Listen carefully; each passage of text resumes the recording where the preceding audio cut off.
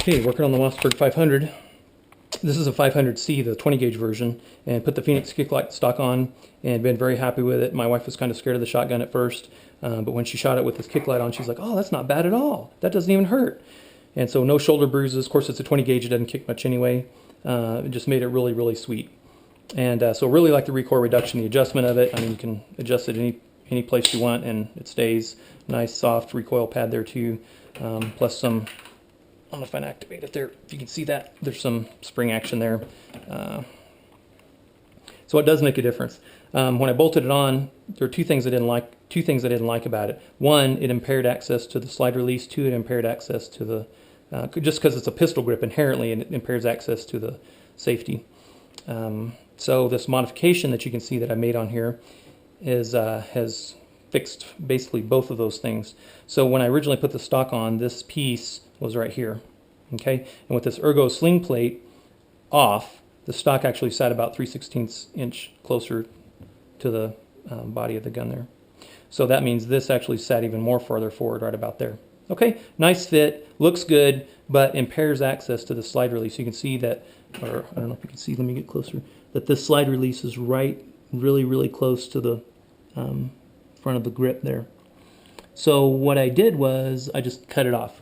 Cut a nice straight line right down here, and then I was able to get my finger inside here, which is cool, and activate the slide release.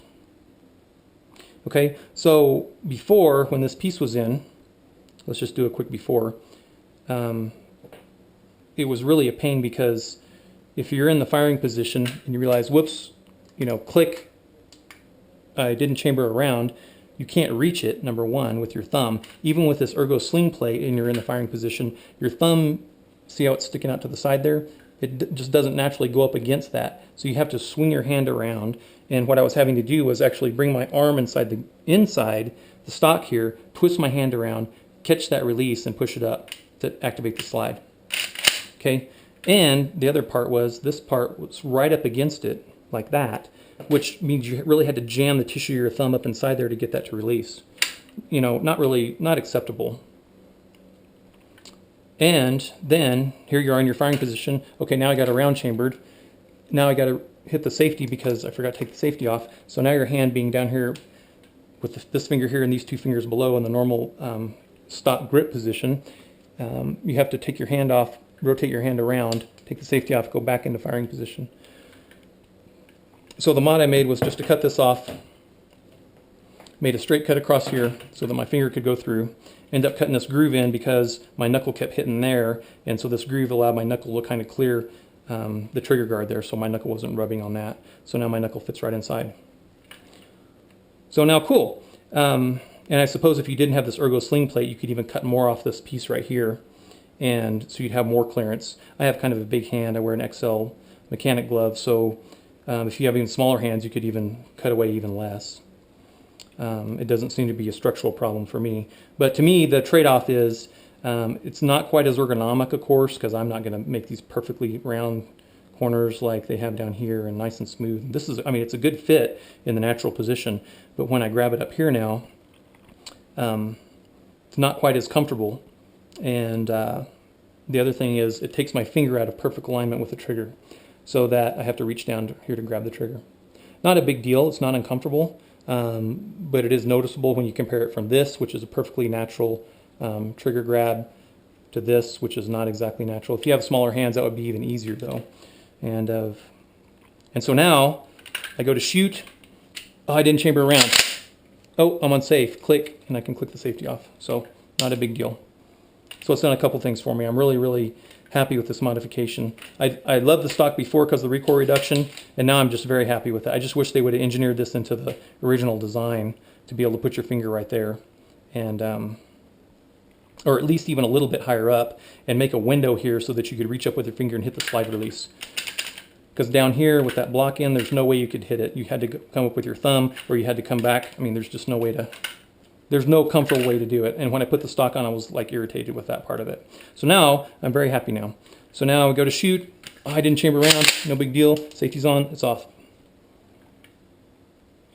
Now the ergo sling plate pushed the stock back. That caused two problems. One, the bolt wasn't long enough, and so I went down. This is the factory bolt for the factory stock, the Kicklite stock. And so I went down to the hardware store and just bought one that was about a 1/4 inch longer. I got the stainless steel one. You can see it's silver right there. It's like $250 or something, but it's about that much longer, maybe a 1/4 inch longer or so, and matched the threads and matched the diameter, and it was a perfect fit.